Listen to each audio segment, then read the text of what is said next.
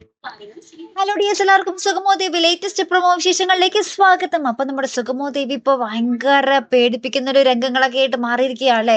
ഒരു രക്ഷയില്ല അല്ലെ പ്രേക്ഷകരെ. അപ്പൊ ഇന്നത്തെ പ്രൊമോല് നമ്മുടെ നന്ദൻ നമ്മുടെ ദേവിയുടെ അടുത്ത് ഇങ്ങനെ പറയുക കേട്ടോ, ഒരിക്കലും നമ്മൾ കാണില്ല എന്ന് വിചാരിച്ച സ്ഥലത്ത് നിന്നാണ് നമ്മൾ കണ്ടുമുട്ടിയത് എന്നൊക്കെ പറഞ്ഞ് അവരുടെ ഒരു ജീവിതം ജീവിച്ച് തുടങ്ങുക കേട്ടോ. അപ്പുറത്താണെങ്കിൽ നമ്മുടെ രജനി ഭയങ്കര കരച്ചിലും ബഹളമാണ്.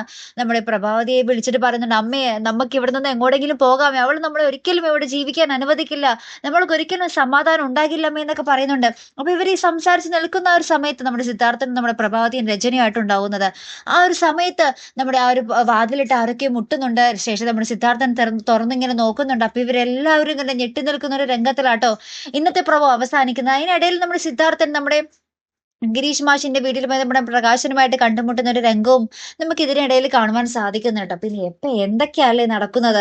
ശരിക്കും നമ്മുടെ മീരയുടെ പ്രേതം അവിടെ ഉണ്ടോ ഇല്ലയോ എന്നൊക്കെ ആകെപ്പാടെ കൺഫ്യൂഷൻ ആയി. നമ്മുടെ ഭാർഗവി കാണുന്നു, നമ്മുടെ രജനി കാണുന്നു, സൗണ്ട് കേൾക്കുന്നു, ഒച്ച കേൾക്കുന്നു, നമ്മുടെ സിദ്ധാർത്ഥനും പ്രഭാവതിയും ഞെട്ടി നിൽക്കുന്നു. എന്താണ് സംഭവിക്കുന്നത് അല്ലെ പ്രേക്ഷകർ? എന്തായാലും മൊത്തത്തിൽ ട്വിസ്റ്റോട് ട്വിസ്റ്റ് ആട്ടോ.